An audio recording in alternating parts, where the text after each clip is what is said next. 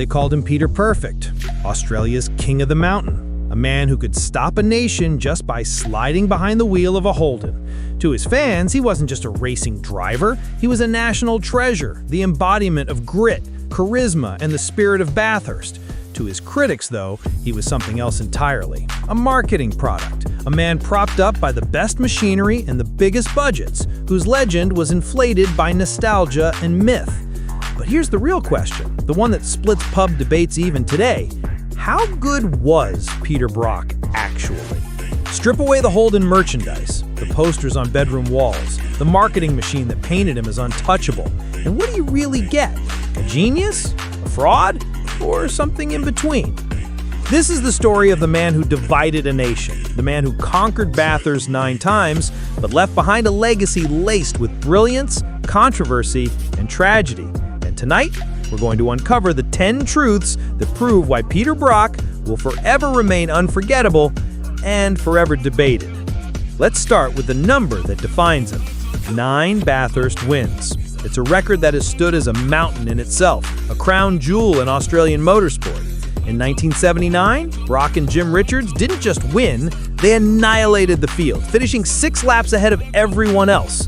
To humiliate your competition by that margin and then casually set a lap record on your final lap just to prove a point?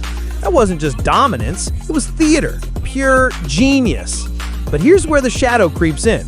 Brock's victories almost always came with the might of the Holden dealer team at his back. Better cars, better parts, better budgets.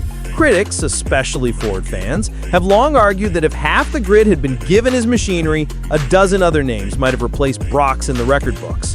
Was it really his skill or just the car? The truth, as always, lives in the gray. Yes, the Holden factory team gave him a weapon others could only dream of. But here's what the critics forget. Plenty of drivers had factory cars. Plenty had the same equipment. And yet, they didn't win 9 times. What made Brock different was his ability to nurse a car through 1,000 kilometers of punishment and still have enough left to strike in the final laps. That wasn't just about horsepower. That was instinct. That was craft. But then comes the counterpunch. Championships. Brock only won 3. 1974, 1978, and 1980. Compare that to Dick Johnson with 5, Mark Skife with 5, Jamie Whincup with 7. Suddenly the GOAT case wobbles. But Holden fans will tell you, those championships never mattered like Bathurst. Back then, sprint races didn't make legends, the mountain did. And Peter Brock owned the mountain. So, what matters more? Week in, week out consistency, or the one race that defined a nation's motorsport identity? That debate has raged for decades. And then there were his rivals. Alan Moffat, cold and calculating. Dick Johnson, the working class hero. Larry Perkins, the brain. Jim Richards, the steady hand. They weren't just names, they were shadows that shaped Brock's career. Fans claim Brock survived them all, often outshining them on the biggest stages. Critics argue the opposite, that Moffat had 4 Bathurst wins, Johnson had more championships, and Perkins proved himself when he left HDT. If Brock was truly miles ahead of everyone else, why didn't he bury them completely? Because maybe Brock's greatness wasn't about destruction, it was about survival. While others came and went, he remained. Still winning, still relevant, still the face of the sport. That in itself is a different kind of dominance. But perhaps what made him so polarizing wasn't just what he did on the track, it was who he was off it. Brock wasn't just a driver. He fancied himself an engineer. He could step out of a car, tell his mechanics exactly what needed tweaking, and come back even faster. His supporters swear that's why his Holdens were bulletproof. His skeptics, they point to Larry Perkins. They'll tell you Perkins was the real brains, the real engineer, the quiet genius who made Brock look superhuman. And when Perkins walked away, especially during the infamous energy polarizer saga, Brock's empire cracked. Ah yes, the energy polarizer. In 1987, Brock unveiled what he claimed was a revolutionary device, a little box filled with magnets and crystals that supposedly improved performance by aligning molecular energy. Holden's engineers called it madness. Sponsors fled. Teammates quit. Overnight, Peter Perfect became Peter the Delusional. He had gone from hero to laughingstock. Undone, not by a rival on track, but by his own strange convictions. And yet, in the same year, he still found a way to win Bathurst. Not in the traditional sense. His Ford Sierra rivals were disqualified months later, handing him the crown. To some, it was proof of his resilience. To others, it was dumb luck.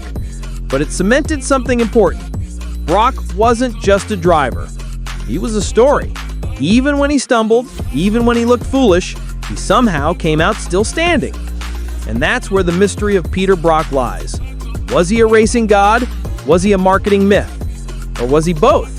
Brilliant and flawed, genius and reckless, adored and ridiculed. What can't be denied is this. Brock shaped the culture. He split fans down the middle, turned Bathurst into theater, and left scars and legends that people are still arguing about nearly 20 years after his death. But this story isn't over yet, because the darker side of Brock's career, the tragedies, the hypocrisies, the accidents, and the bitter end, that's where the legend truly divides opinion. And that's what we'll uncover in part 2.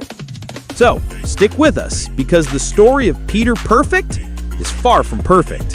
And when you see how it ends, you might question whether he was the greatest driver Australia ever produced, or simply the most unforgettable.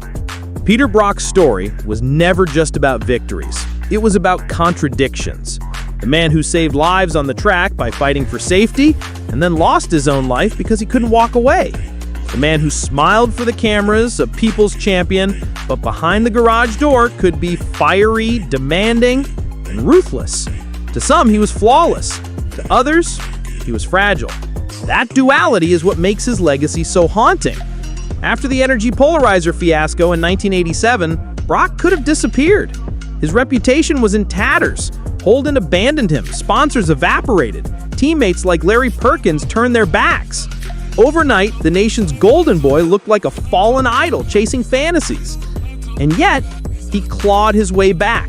Privateer entries, makeshift teams, and the sheer force of his own name kept him alive in the sport. And then, Bathurst, almost cruelly, seemed to bend back toward him. In 1987, the victory fell into his lap after Ford Sierras were disqualified months later. In the eyes of his fans, that was resilience, proof that Brock could never truly be broken. In the eyes of his critics, it was luck, dressed as legend.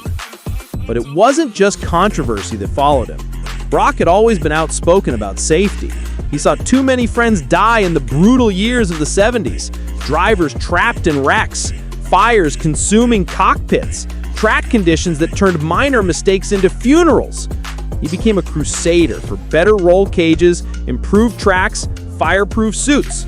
Those changes saved countless lives. For that, even his harshest critics tipped their hat. But yet, destiny played a cruel trick. In 2006, at 61 years old, Peter Brock was still racing. Not in front of 100,000 screaming fans at Bathurst, but in the Targa West Rally. A narrow country road, a Daytona Cope, and a man whose reflexes weren't what they used to be. That day, Brock's car left the road and slammed into a tree. The king of the mountain was gone in an instant. For some, it was the ultimate hypocrisy. A man who spent decades preaching safety should have known when to quit. He should have stepped away. But others saw it differently. They said Brock died as he lived, behind the wheel, chasing speed, chasing competition, chasing that feeling only racing could give him. He never compromised who he was. He never put down the helmet. He raced until the end. And in a way, that tragic end sealed his legend. The nation stopped. Tributes poured in. His funeral was broadcast to millions. He wasn't just a driver anymore. He was an icon, a symbol of an era.